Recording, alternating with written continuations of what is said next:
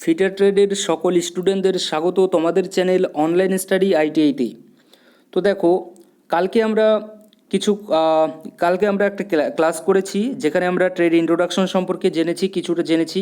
Trade ইন্ট্রোডাকশনে আমরা জেনেছি skill সম্পর্কে জেনেছি, যেমন primary skill, secondary skill, high skill, এবং আমরা ফিটার কত রকমের হয়ে থাকে তা সম্পর্কে জেনেছি। তো আমরা তারপরে ওখানে আমরা বলেছি যে ফিটার কোন ফিটারে কী কাজ হয়ে থাকে সেই সম্পর্কে আমরা দ্বিতীয় ক্লাসে জানবো। ওকে, তো আজকে আমাদের এটা দ্বিতীয় ক্লাস হতে যাচ্ছে। তো আজকের যে ক্লাসে আমরা জানবো যে টাইপস অফ ফিটার সম্পর্কে। ওকে, তো টাইপস অফ ফিটার সম্পর্কে জানার আগে কিছু কথা বলে আমি নিতে চাই। যারা আর কি তোমরা নতুন আছো আমাদের এই অনলাইন স্টাডি আইটিআই চ্যানেলে, তাদের জন্য আমি কিছু কথা বলতে চাই।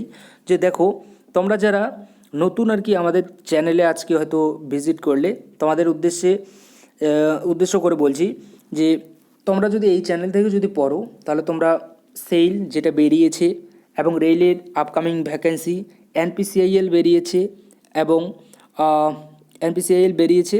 এবং ইসরোর আপকামিং ভ্যাকেন্সি, এবং যারা আইটিআই করছে তাদেরটা আমি ছেড়ে দিলাম। এটা যেটা আর কি আমি লাগিয়েছি, তোমরা আর কি যেটা সামনে দেখছো এখন আইটিআই লেখাটা, এটা কালকের থেকে আর কোনো ক্লাসে দেখতে পাবে না, কারণ আইটিআই স্টুডেন্টদের জন্য আলাদা করে এক্সট্রাভাবে কিন্তু আমরা কিন্তু ক্লাস চালাবো।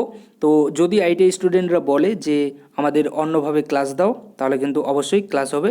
তাছাড়া এই আইটিআই যে লেখাটা আছে এটা কালকের থেকে এখান থেকে কিন্তু হাটিয়ে দেবো। ওকে, তো তোমরা যারা সেলের জন্য প্রিপারেশন নিতে চাও, রৌরকেল্লার জন্য, তারা এই ক্লাসগুলো কিন্তু করতে পারো। তোমরা কিন্তু 100% বলছি, তোমরা কিন্তু নাম্বার কিন্তু পেয়ে যাবে। টেকনিক্যালে 100% নাম্বার পেয়ে যাবে যদি যেভাবে আর কি আমরা যে প্রসেসে পড়তে বলছি টেকনিক্যালটাকে, সেই প্রসেসে যদি তোমরা পড়ো, তাহলে কিন্তু তোমরা ফিটার ট্রেডের যে টেকনিক্যালটা আছে, থিওরিটা, সেই থিওরিতে কিন্তু তোমরা 100% কিন্তু নাম্বার নিয়ে আসতে পারবে। ওকে, সেলের ক্ষেত্রে বলো, রেলের ক্ষেত্রে বলো, এনপিসিআইএল বলো, ইসরো বলো, ডিআরডিও বলো, বার্ক বলো, যে কোনো এক্সাম বলো না কেন, সেখানে কিন্তু তোমরা ফিটার ট্রেডের যে টেকনিক্যাল পার্টটা আর কি আছে ফিটার ট্রেডের, সেখানে কিন্তু তোমরা 100% কিন্তু তোমরা কিন্তু নাম্বার কিন্তু নিয়ে আসবে। যে প্রসেসে বলবো এবং যে আর কি প্রসেসগুলো আর কি ফলো করে করে তোমাদেরকে যেতে বলবো ধাপে ধাপে, সেই ধাপগুলো তোমাদেরকে একটু মেনে আর কি চলতে হবে। সেই রুলসগুলো মেনে চললে কিন্তু তোমরা অবশ্যই 100% নাম্বার নিয়ে আসতে পারবে। ওকে, তো এই যে কথাগুলো বললাম, এগুলো যারা নতুন আছো তাদের জন্য, আর যারা পুরনো আছো তারা তো তোমাদেরকে তো আগেই বলে দিয়েছি যে তোমরা কী পাবে, আর কী ম্যাটেরিয়ালস এখান থেকে পেয়ে যাবে।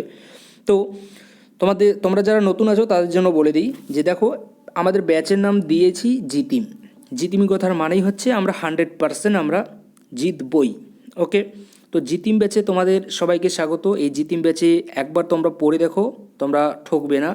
যদি তোমরা এই জিতিম ব্যাচের যে ক্লাসগুলো হচ্ছে এই ক্লাসগুলো যদি ফলো করো আর প্রিপারেশন যদি করো, তাহলে অবশ্যই তোমরা 100% কিন্তু ফল পাবে। ওকে, তো যাই হোক, আজকে আমরা এই ট্রেড ইন্ট্রোডাকশন চ্যাপ্টারের দ্বিতীয় ক্লাস করব। দ্বিতীয় ক্লাসে আজকে আমরা জানবো টাইপস অফ ফিটার সম্পর্কে। ওকে, কালকে এর আগের দিন আমরা জেনেছি সেকেন্ডারি স্কিল, হাই স্কিল, তারপর প্রাইমারি স্কিল সম্পর্কে, এবং আজকের যে ক্লাস, এই ক্লাসে আমরা জানবো টাইপস অফ ফিটার কত রকমের হয়ে থাকে এবং কোন ফিটারের আর কি কী কাজ হয়ে থাকে সে সম্পর্কে জানবো। ওকে, তো চলো আমরা আমাদের ক্লাসটা আমরা স্টার্ট করি। ওকে, তো দেখো, টাইপস অফ ফিটার কত রকমের হয়ে থাকে? ফিটার 6 রকমের হয়ে থাকে। Bench fitter, pipe fitter, assembly fitter, maintenance fitter, fabrication fitter আর ডাই ফিটার, সাধারণত 6 রকমের হয়ে থাকে। তো বেঞ্চ ফিটারের কাজটা কি হয়ে থাকে? দেখো, যে সকল ফিটার কি বেঞ্চের উপর দাঁড়িয়ে থেকে কাজ করে থাকে, মানে বেঞ্চ ফিটারটা কি করে থাকে, ওয়ার্কশপের মধ্যে বেঞ্চের উপরে দাঁড়িয়ে থেকে নয়, কিন্তু মেঝেতে দাঁড়িয়ে থেকে বেঞ্চের উপরে কাজ করে থাকে, মানে ভাইসের মধ্যে কাজ করে থাকে যে ফিটারটা, তাদেরকে বেঞ্চ ফিটার বলা হয়ে থাকে। তো আমরা যারা আইটিআইতে পড়েছি, আইটিআই তো আমরা ফিটার ট্রেড থেকেই করেছি। তো আমরা আইটিআইতে আর কি যেভাবে কাজটা করেছি, যেভাবে দাঁড়িয়ে থেকে কাজ করেছি, সেটাই হচ্ছে কি বেঞ্চ ফিটার। ওকে, তো বেঞ্চ ফিটারে কাকে বলা হয়ে থাকে? যে সকল ফিটার দাঁড়িয়ে থেকে কাজ করে, তাদেরকেই দাঁড়িয়ে থেকে বেঞ্চের উপরে কাজ করে থাকে, বেঞ্চের উপরে ভাইসের সাহায্যে কাজ করে থাকে, তাদেরকে আমরা বেঞ্চ ফিটার বলবো। এই বেঞ্চ ফিটারদেরকে আমরা আবার কি ফিটার বলে থাকি? জেনারেল ফিটার বলে থাকি। যদি প্রশ্ন বলে যে বেঞ্চ ফিটারের অপর নাম কি, তাহলে বলতে হবে জেনারেল ফিটার। ওকে, বা জেনারেল ফিটারের অপর নাম কি, তাহলে বেঞ্চ ফিটার। ওকে, তারপর বেঞ্চ ফিটাররা তাদের হাত দিয়ে বেশি কাজ করে থাকে। ওকে, এটা মনে রাখবে, বেঞ্চ ফিটাররা তা সবসময় তাদের যে হাত আছে তাদের হাত কিন্তু বেশি ইউজ করে থাকে। ওকে, কাজের ক্ষেত্রে। এবং হ্যান্ড টুলস যে আছে, এই হ্যান্ড টুলস কিন্তু সব থেকে বেশি ব্যবহার করে থাকে এই বেঞ্চ ফিটাররা, সব থেকে বেশি ব্যবহার করে থাকে হ্যান্ড টুলস কারা, বেঞ্চ ফিটার। ওকে, এই হ্যান্ড টুলসের মধ্যে কোন টুলসটা সব থেকে বেশি ব্যবহার করে থাকে ফিটাররা, তাহলে হবে গিয়ে ফাইল। ফাইল হচ্ছে গিয়ে সব থেকে বেশি ব্যবহার করে থাকে কারা, বেঞ্চ ফিটাররা। ওকে, এবং এই ফিটাররা এই ফাইল ব্যবহারের সঙ্গে সঙ্গে, এই হ্যান্ড টুলসের ব্যবহারের সঙ্গে সঙ্গে সূক্ষ্ম মাপের যে যন্ত্রগুলো আছে সেই সূক্ষ্ম মাপের যন্ত্রগুলো সম্পর্কেও কিন্তু জ্ঞান থাকে তাদেরকে, এবং জ্ঞান রাখতে হয় এদেরকে, এবং সেগুলো সম্পর্কে জানতে হয়, এবং সেগুলো কিভাবে কাজ করে তা সম্পর্কে কিন্তু জানতে হয়, বা সেগুলো দিয়ে তাদেরকে কাজ করতে হয়। ওকে, মানে বেঞ্চ ফিটারদের যে কাজটা হয়ে থাকে সেটা সূক্ষ্ম মাপের যন্ত্র ব্যবহার করেও কিন্তু করে থাকে। ওকে, তারা সূক্ষ্ম মাপের কাজ করে থাকে এই বেঞ্চ ফিটাররা। ওকে, বা জেনারেল ফিটাররা। বুঝতে পেরেছি।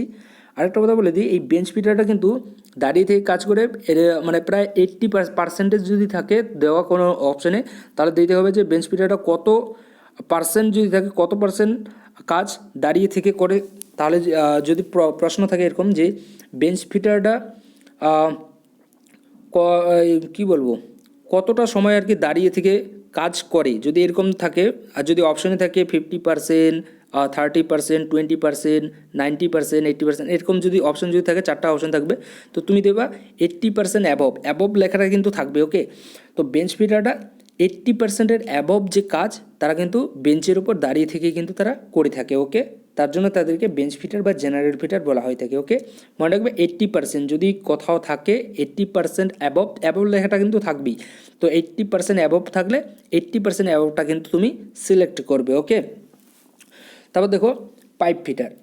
পাইপ ফিটার কাকে বলবো, যে সমস্ত ফিটাররা গ্যাস পাইপলাইন, আমি একটু বলে দিচ্ছি। দেখো পাইপ ফিটার আমরা কাকে বলবো, দেখো এটা একটা পাইপ এবং এটা একটা পাইপ, এই দুটো পাইপকে জোড়া লাগানোর যে কাজ করে থাকে যারা আর কি, যে সকল ফিটাররা জোড়া লাগানোর কাজ করে থাকে তাদেরকে আমরা বলবো পাইপ ফিটার। এক কথায় এটা। ওকে, মানে দুটো পাইপকে জোড়া লাগানোর কাজ যে সকল ফিটাররা করে থাকে তাদেরকেই আমরা পাইপ ফিটার বলবো। ওকে, যেমন গ্যাস পাইপলাইন হয়ে থাকে, তারপর জলের পাইপলাইন হয়ে থাকে, যেমন আমরা টাইম কল বলে থাকি, যেটা টাইমে টাইমে জল আসে, তো টাইম কল, তো সেটার যে টাইম কলের যে পাইপলাইন আছে তার কাজ, গ্যাস পাইপলাইনের কাজ, বা অন্যান্য যে সকল আর কি পাইপলাইনের কাজ আছে সেই সকল আর কি পাইপলাইনের কাজ করা এবং সেগুলো রক্ষণাবেক্ষণ করার কাজ যে সকল আর কি ফিটাররা করে থাকে তাদেরকেই আমরা পাইপ ফিটার বলবো। ওকে, এই পাইপ ফিটার যে আছে এই পাইপ ফিটারদেরকে আবার কি বলা হয়ে থাকে, প্লাম্বার বলা হয়ে থাকে। তো পরীক্ষায় যদি আসে যে পাইপ ফিটারের অপর নাম কি, তাহলে বলতে হবে প্লাম্বার। ওকে, বা বলা থাকলে প্লাম্বারের আরেক নাম কি, তাহলে বলতে হবে পাইপ ফিটার। ওকে, বোঝাতে পেরেছি। তো বেঞ্চ ফিটার হয়ে গেল আমাদের, পাইপ ফিটার হয়ে গেল, বেঞ্চ ফিটারের পরে পাইপ ফিটারও আমাদের হয়ে গেল। এবার আমরা জানবো অ্যাসেম্বলি ফিটার সম্পর্কে। অ্যাসেম্বলি ফিটারটা কি, অ্যাসেম্বলি ফিটার হচ্ছে কোনো মেশিনের বিভিন্ন যন্ত্রাংশ একত্রিত করার যে কাজ তাকেই বলা হয়ে থাকে, কাজ করে থাকে সে সকল ফিটারদেরকে অ্যাসেম্বলি ফিটার বলা হয়ে থাকে। মানে একটা ধরো আমরা সাইকেল তৈরি করব। ওকে, আমরা সাইকেল তৈরি করব, এখানে একটা চাকা, এখানে একটা চাকা আছে, এদিকে হ্যান্ডেলগুলো আছে। ওকে, তো এটাকে কি আমরা সাইকেল বলতে পারবো? কখনোই এটাকে আমরা সাইকেল বলতে পারবো না, কারণ এটা একটা আলাদা জায়গায় আছে, এই চাকাটা, এটা একটা আলাদা জায়গায় আছে, এটা একটা আলাদা জায়গায় আছে। যখন আর এদিকে একটা ধরো, এদিকে আমাদের ফ্রেমটা ধরো এদিকে আছে। ওকে, তো এইভাবে কি আমরা এটাকে সাইকেল বলতে পারবো? সাইকেল আমরা এটাকে কিন্তু বলতে পারবো না। যখন এই প্রত্যেকটা জিনিসকে, যেমন এই চাকাটা একটা নির্দিষ্ট জায়গায়, তারপরের আরেকটা চাকা একটা নির্দিষ্ট জায়গায়, এই যে ফ্রেমটা আছে এই ফ্রেমটা আমরা একটা নির্দিষ্ট জায়গায় ওকে বসালাম, তারপরে হ্যান্ডেলটা যে আছে হ্যান্ডেলটা আমরা নির্দিষ্ট জায়গায় বসাবো। তারপরে আমার ড্রয়িং ততটা ভালো না, একটু বুঝে নিও। ওকে, যাই হোক, তো যখন আমরা আর কি সাইকেলটা তৈরি করছি, মানে প্রত্যেকটা যে আর কি পার্টসগুলো আছে সেই পার্টসগুলো আমরা কালেক্ট করছি, করে তারপরে একটা নির্দিষ্ট জিনিস তৈরি করছি এবং নির্দিষ্ট একটা রূপ দিচ্ছি, এবং তারপরে কিন্তু দেখো আমাদের সাইকেলটা তারপরে তৈরি হচ্ছে। তো প্রত্যেকটা আর কি আলাদা আলাদা পার্টসকে একত্রিত করে যে নতুন জিনিস তৈরি করব, তাকেই কিন্তু বলা হয় বা তৈরি করে সেটাকেই কিন্তু এখানে অ্যাসেম্বলি ফিটার বলা হয়ে থাকে। ওকে, মানে একত্রিত করার কাজ যে করে থাকে যন্ত্রাংশকে, বিভিন্ন যন্ত্রাংশকে, তাকেই বলা হয়ে থাকে অ্যাসেম্বলি ফিটার। ওকে, বোঝাতে পেরেছি? যদি না বুঝে থাকো অবশ্যই কমেন্ট বক্সে কিন্তু লিখে দিও। ওকে, না বুঝে কখনো এগিয়ে যেও না, যেটা বুঝবে না সেটা বুঝে নিও ভালো করে তারপরে। কারণ হয়তো এটা যদি তুমি প্রায় ওদিকে 1 মাসের পরে যদি তুমি এটা নিয়ে যদি আবার কোশ্চেন করো, তাহলে কিন্তু হয়তো আমি অ্যান্সার নাও দিতে পারি। কারণ ওদিকে বিভিন্ন কিন্তু আমাদের যে ক্লাস আছে সেই ক্লাসের দিকে হয়তো আমাদের ফোকাস থাকবে, তো সেই ক্ষেত্রে কিন্তু অ্যান্সার নাও দিতে পারি। তো এই মুহূর্তে কিন্তু তোমরা অবশ্যই মানে তোমরা কমেন্ট করে বলে দাও। আর যদি যারা আর কি নতুন আসবে তাহলে কিন্তু সেক্ষেত্রে কিন্তু বলতেই হবে, তো বলেও কিন্তু দিতে পারি ভবিষ্যতে। তবে এই মুহূর্তে আর কি তোমরা যারা মানে ক্লাসগুলো করছো, ক্লাসগুলো করার সঙ্গে সঙ্গে যদি তোমাদের মধ্যে কোনো যদি ডাউট যদি থাকে, সেই ডাউটগুলো কিন্তু তোমরা জিজ্ঞাসা করো। ওকে, তো বেঞ্চ ফিটার হলো, পাইপ ফিটার হলো, অ্যাসেম্বলি ফিটার হলো। এবার জানবো আমরা মেইনটেনেন্স ফিটার সম্পর্কে। মেনটেনেন্স ফিটার কাকে বলবো? মেনটেনেন্স কথাটার মধ্যে লুকিয়ে আছে যে মেনটেনেন্স ফিটার। ওকে, মানে কোনো একটা মেশিন ধরো খারাপ হয়ে গেছে আমাদের। ওকে, এই সাইকেলটাই ধরো আমাদের মেশিন। ওকে, সাইকেলটা ধরে নাও মেশিন, সাইকেলটা আমাদের। তো সাইকেলটা আমাদের খারাপ হয়ে গেছে, মানে কোনো একটা পার্টস আমাদের মানে ধরো পিছনের যে চাকাটা আছে সেটা আমাদের খারাপ হয়ে গেছে, টায়ারটা যে আছে টায়ারটা আমাদের খারাপ হয়ে গেছে। তো সেটা কি করতে হবে? সেটা আমাদের পাল্টাতে হবে। তো পাল্টানোর যে কাজ করে থাকে যারা আর কি, যে সকল ফিটাররা, তাদেরকে বলা হয় থাকে মেনটেনেন্স। মানে মেনটেনেন্স কথার মানে হচ্ছে গিয়ে কোনো একটা জিনিস, কোনো একটা মেশিনের যে পার্টস আছে বা যন্ত্র আছে সেটা নষ্ট হয়ে গেছে, বা কোনো মেরামতের জন্য, মানে কোনো মেরামত বলতে কী বলবো, মেরামত, তো কোনো মেরামতের জন্য আর কি সেটা, সেই মেশিনটা আর কি চলছে না, মানে সামান্য একটু মেরামত যদি করা যায় তাহলে সেই মেশিনটা চলবে। এবং কোনো মেশিনের যদি পার্টস, কোনো একটি পার্টস নেই, সেই পার্টসটি লাগালে মানে নতুন করে যদি লাগাই তাহলে মেশিনটি আমার আবার নতুন, মানে প্রথমে যেভাবে চলতো সেইভাবেই চলতে শুরু করবে। তো সেই ধরনের কাজ আর কি যারা করে থাকে তাদেরকে আমরা মেনটেনেন্স ফিটার বলবো। ওকে, মেনটেনেন্স ফিটার কাকে বলবো? কোনো একটা মেশিনের পার্টস আমার নষ্ট হয়ে গিয়েছে, তো সেই নষ্ট হওয়া পার্টসটা পরিবর্তন করে অন্য আরেকটি নতুন পার্টস, যেটা আর কি ভালো পার্টস, সেটা আমাকে লাগানোর যে আর কি কাজ যারা করে থাকে তাদেরকে আমরা বলবো মেনটেনেন্স ফিটার। এবং যে নষ্ট পার্টস আছে মানে যন্ত্রাংশ, সেটা বাইরে ফেলে দেওয়ার যে কাজ যারা আর কি করে থাকে তাদেরকে বলবো আমরা মেনটেনেন্স ফিটার। ওকে, তো এটা হয়ে গেলো আমাদের মেনটেনেন্স ফিটার। এবার আমরা জানবো তারপরে ফেব্রিকেশন ফিটার সম্পর্কে এবং ডাই ফিটার সম্পর্কে। তো 5 নম্বরে এখন আমরা জানবো ফেব্রিকেশন ফিটার সম্পর্কে। ওকে, তো দেখো ফেব্রিকেশন ফিটার, যে সমস্ত ফিটাররা ধাতুর শিট দিয়ে রিভেটিং জয়েন্টের মাধ্যমে বিভিন্ন রকমের জিনিস তৈরি করে থাকে, এক কথায় তাদেরকে ফেব্রিকেশন ফিটার বলা হয়। ওকে, মানে যে সমস্ত ফিটারকে ধাতুর শিটের সাহায্যে, ওকে, শিট মেটালের সাহায্যে বিভিন্ন রকমের আর কি জিনিস তৈরি করে থাকে, রকমারি জিনিস তৈরি করে থাকে। যেমন বাড়িতে আছে আমাদের, বাড়িতে আসবাবপত্র আমরা ব্যবহার করে থাকি, থালা বাটি, তারপরে বাক্স, ট্রাঙ্ক, এই সকল যে জিনিস আছে আর কি আসবাবপত্র বাড়িতে, সেই যে আসবাবপত্রগুলো যে আর কি তৈরি করে থাকে, যারা আর কি তৈরি করে থাকে তাদেরকে বলা হয়ে থাকে ফেব্রিকেশন ফিটার। ওকে, ফেব্রিকেশন ফিটার কাকে বলা হয়ে থাকে? যে সকল ফিটার আসবাবপত্র তৈরি করে থাকে আমাদের ঘরের মধ্যে, তাদেরকেই আমরা বলবো ফেব্রিকেশন ফিটার, এক কথায়। ওকে, আর যদি একটু ভালো করে বলতে চাই তাহলে হবে ফেব্রিকেশন ফিটার হচ্ছে গিয়ে রিভেটিং, যে সমস্ত ফিটাররা ধাতুর শিট দিয়ে রিভেটিং জয়েন্টের মাধ্যমে বিভিন্ন রকমের জিনিস তৈরি করে থাকে, এক কথায় তাদেরকেই ফেব্রিকেশন ফিটার বলা হয়। ওকে, রিভেটিং জয়েন্টের মাধ্যমে বিভিন্ন রকমের জিনিস তৈরি করে থাকে তাদেরকেই ফেব্রিকেশন ফিটার বলা হয়ে থাকে। ওকে, তো কি কি তৈরি করে থাকে ফেব্রিকেশন ফিটার? বালতি, ট্রাঙ্ক, আসবাবপত্র, বাক্স, তারপরে প্লেট যত কিছু আর কি বাড়ির আছে প্রত্যেকটা কিছুই কিন্তু শিট মেটালের সাহায্যে আর কি, ধাতুর সাহায্যে যে সকল আর কি জিনিস তৈরি করা হয়ে থাকে, সেই সকল জিনিস আর কি যে তৈরি করে থাকে তাদেরকে আমরা বলবো ফেব্রিকেশন ফিটার। এটা নিয়ে যদি তোমাদের যদি না জানা থাকে, মানে যদি না বুঝে থাকো, তাহলে অবশ্যই কিন্তু বলতে কিন্তু পারো তোমরা। ওকে, তারপর ডাই ফিটারটা কী বলবো, ডাই ফিটার হচ্ছে গিয়ে ডাইয়ের সাহায্যে আমরা কোনো কিছু খুব কম সময়ের মধ্যে এবং খুব বেশি উৎপাদন করতে পারি, এই ধরনের জিনিস বানানো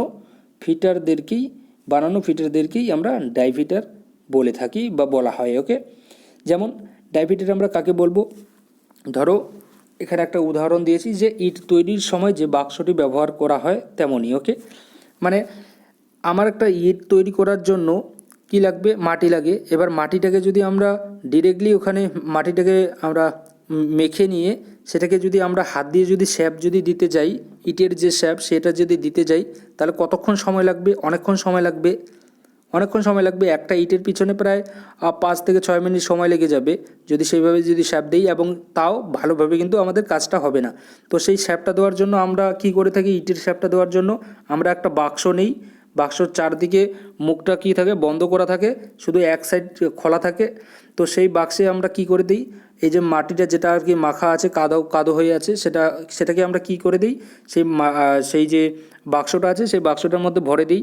দেওয়ার পরে কি করে দিই, সেই বাক্সটার মধ্যে একটু প্রসেসিং করে সেটাকে আমরা মাটির মধ্যে ঢেলে দিই। ওকে, এবং সেই প্রসেসটা করার সময় আমাদের কতক্ষণ সময় লাগে, মাত্র কিছু আর কি সেকেন্ড আমরা বলতে পারি, কিছু সেকেন্ড আমাদের কিন্তু সময় লাগে। ওকে, তো কিছু সেকেন্ডের মধ্যে কিন্তু আমরা ইট তৈরি করতে পারছি। যদি সেই ইটটা যদি আমরা এই বাক্সটার সাহায্য না নিয়ে যদি আমরা হাত দিয়ে যদি করতে যেতাম, তাহলে কতক্ষণ সময় লাগতো, 5 মিনিট। তো কি বলেছে যে কোনো একটি নির্দিষ্ট জিনিস দিয়ে তো আমরা বলতে পারি যে কি, কোনো একটি নির্দিষ্ট জিনিস দিয়ে আমরা খুব কম সময়ের মধ্যে আমরা বেশি কিছু উৎপাদন যদি করতে পারি, এবং সেই ধরনের যে জিনিস আর কি জিনিস বা সেই ধরনের এখানে কি বলছে দেখো, জিনিস বানানো ফিটারদেরকেই কিন্তু আমরা ডাই ফিটার বলে থাকি। ওকে, বা বলা হয়। কি বলছে এখানে, এই যে বাক্সটা আছে, এই বাক্সটার সাহায্যে আমরা তো কম সময়ের মধ্যে তৈরি করছি, আর এটা আমরা হাত দিয়ে শ্যাপ দিয়ে তৈরি করছি। হাত দিয়ে শ্যাপ করতে আমার 5 মিনিট সময় লাগছে, আর এদিকে বাক্সটা দিয়ে যেটা করছি সেটাতে আমাদের মিলি সেকেন্ড, মানে মিলি বলা ভুল হবে, মানে প্রায় 30 সেকেন্ড থেকে 60 সেকেন্ডে আমার সময় লাগছে। ওকে, আর এখানে 5 মিনিট সময় লাগছে। তো কোনটা বেশি লাগছে, যেটা হাত দিয়ে করছি সেটাতে বেশি লাগছে। তো যেটা আমরা বাক্স দিয়ে করছি সেটা আমাদের কত সেকেন্ড লাগছে, 60 সেকেন্ডের মতো সময় লাগছে। তো আমরা বলতে পারি এই বাক্সটাকেই আমরা কিন্তু ডাই এখানে কিন্তু বলতে পারি। ওকে, জাস্ট এটা তোমাদের একটা এক্সাম্পল দিলাম। ওকে, তো ডাইয়ের সাহায্যে আমরা কোনো কিছু খুব কম সময়ের মধ্যে এবং খুব বেশি উৎপাদন যদি করতে পারি, খুব আর কি বেশি উৎপাদন করতে পারি, এই ধরনের জিনিস বানানো ফিটারদেরকেই ডাই ফিটার বলা হয়ে থাকে। তো এই ধরনের যে বাক্সটা আছে, এই বাক্সটা যে ফিটারটা আর কি তৈরি করে থাকে তাদেরকে বলা হয়ে থাকে ডাই ফিটার। ওকে, যদিও এখানে বাক্স হবে না, এখানে মেশিনের জিনিস কোনো কিছু হবে, কোনো আর কি মেশিনের পার্টস হবে, সেটা আমি পরে আমি ভালো করে আর কি আরেকটা এই সাথে আমি ডিটেলসে কিন্তু তোমাদেরকে বলে দেবো। ওকে, তো আজকে আমরা কি জানলাম, আজকে আমরা জানলাম কি বেঞ্চ ফিটার সম্পর্কে জানলাম, বা যেটাকে আমরা জেনারেল ফিটারও বলে থাকি। তারপরে পাইপ ফিটার সম্পর্কে জানলাম, তারপর অ্যাসেম্বলি ফিটার সম্পর্কে জানলাম, তারপরে মেনটেনেন্স ফিটার সম্পর্কে জানলাম, তারপরে ফেব্রিকেশন ফিটার সম্পর্কে জানলাম, এবং ডাই ফিটার সম্পর্কে জানলাম। টোটাল আমরা 6টি ফিটার সম্পর্কে জানলাম। ওকে, আজকের ক্লাসে যদি তোমরা এই 6টি ফিটার মধ্যে কোনো ফিটার সম্পর্কে যদি ভালো করে না বুঝে থাকো, তাহলে কিন্তু অবশ্যই তোমরা কমেন্ট করে বলে দাও। আমার যতদূর মন যাচ্ছে তোমরা হয়তো ডাই ফিটার সম্পর্কে এখনও হয়তো ভালো করে তোমরা ধারণা নিতে পারোনি, যতটা আমার মনে হচ্ছে। আমি দেখো এখানে বুঝিয়েই দিলাম তোমাদের ভালো করে, যে একটা ইট আমরা যদি হাত দিয়ে শ্যাপ দিয়ে করি সেখানে আমার 5 মিনিট সময় লাগছে, এবং এখানে সেই ইটটাকে কি দিয়ে তৈরি করছি আমরা, বাক্স দিয়ে। দেখবে তোমরা বাক্স দিয়ে কিন্তু ইট তৈরি করা হয় থাকে। ওকে, বাক্সটার মধ্যে প্রথমে কাদোটাকে ওর ভিতরে আর কি ঢুকিয়ে তারপরে তাকে কিন্তু একটা শেপ দেওয়া হয়, এবং সেই শেপটা দেওয়ার সময় কিন্তু বেশি কিন্তু তার সময় লাগে না, 30 থেকে 60 সেকেন্ডের মধ্যে কিন্তু প্রায় হয়ে যায়। ওকে, কিন্তু হাত দিয়ে সেই শেপটা দিতে কিন্তু আমার 5 মিনিটেরও বেশি কিন্তু আমার সময় লেগে যাবে। তো এই ধরনের যে যন্ত্রগুলো যে তৈরি করে থাকে যে ফিটারটা, তাদেরকে কিন্তু ডাই ফিটার বলা হয়ে থাকে। ওকে, তো